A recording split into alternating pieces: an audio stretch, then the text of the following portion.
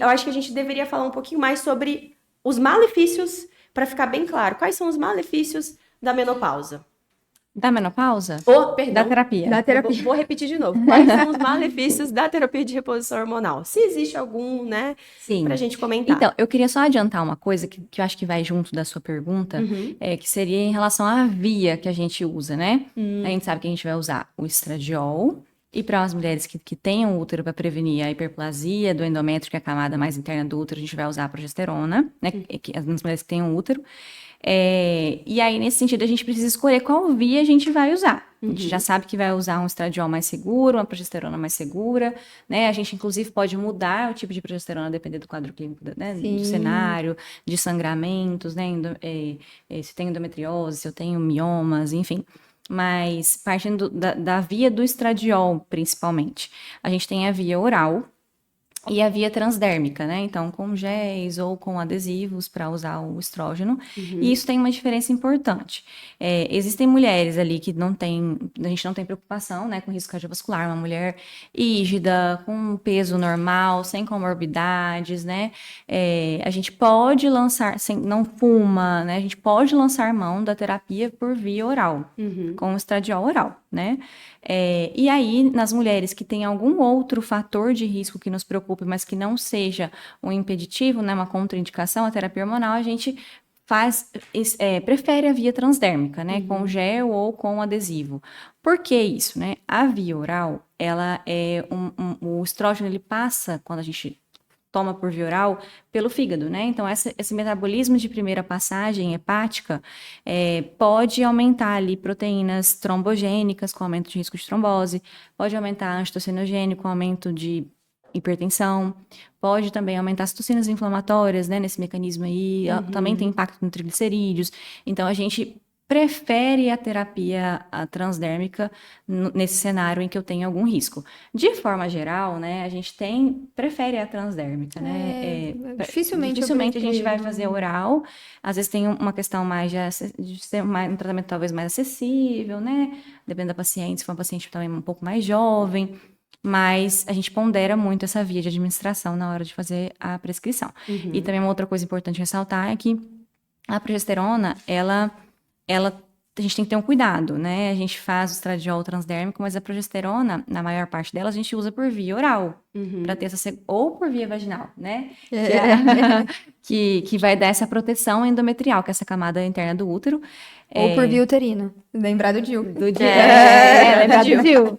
E aí, só que a gente tem um adesivo, né? Da nortestosterona, não é? Da noresterona. Isso, a gente tem que é o Systenconte. Que é o Systenconte, que pode ser usado, então, os dois juntos, estradiol e a progesterona.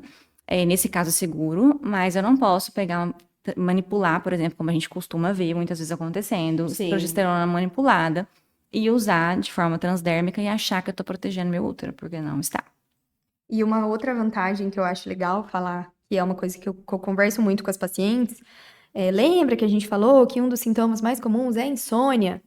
A progesterona, principalmente a progesterona micronizada, um dos grandes efeitos adversos dela é a sonolência. Então, a gente já usa isso em nosso favor. E aí, a gente coloca para uso noturno, justamente para já auxiliar nessa, né, vir aquele soninho. Sim, realmente, né, ajuda.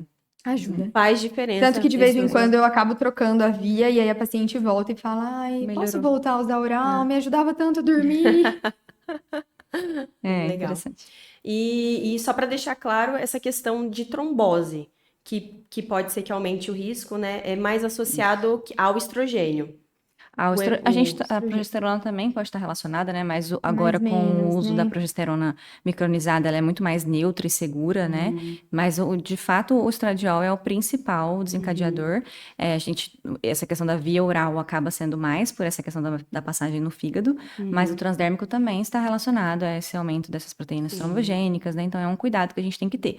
Então, é por isso, desses riscos, que não é todo mundo que vai fazer terapia hormonal, né? Então, assim, mesmo as pacientes que não tenham contraindicações formais, a gente tem que ter a precaução em alguns pacientes, por exemplo, que tenham hipertensão, né? Que daí é uma coisa que é bem complicada. Descontrolada, Principalmente. principalmente. Obesidade. Então, assim, a gente até tinha comentado da outra vez que a terapia hormonal não combina com o sedentarismo, né? Não combina com assim, eu vou fazer terapia hormonal, mas eu não gosto de ir no médico, eu não vou fazer exame de segmento, né? Então, assim, a gente tem que ter todo um cuidado.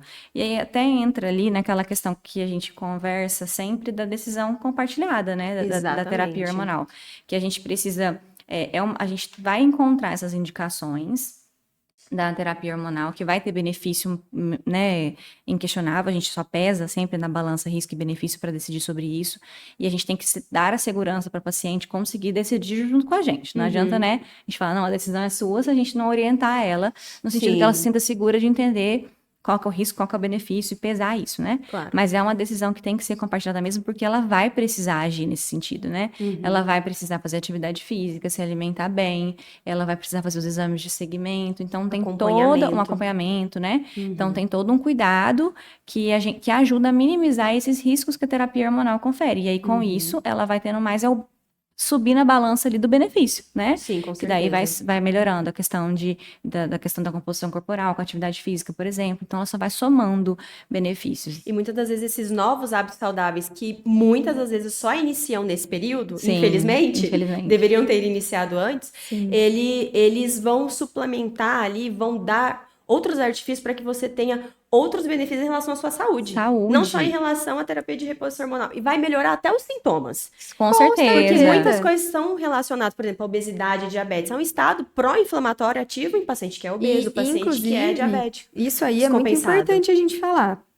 Doenças de base descompensadas pioram sintomas de menopausa e climatério ali. Então, se ela tem uma doença descompensada, obviamente, ela entra numa contraindicação ao uso de terapia hormonal. Sim. E a primeira coisa que a gente fala pra ela é você precisa mudar estilo de vida. E normalmente, quando realmente muda, elas melhoram dos sintomas da menopausa. Principalmente os vasomotores também, né? Que acaba tendo essa relação com o sedentarismo, então ajuda nisso, com certeza. Sim, com certeza.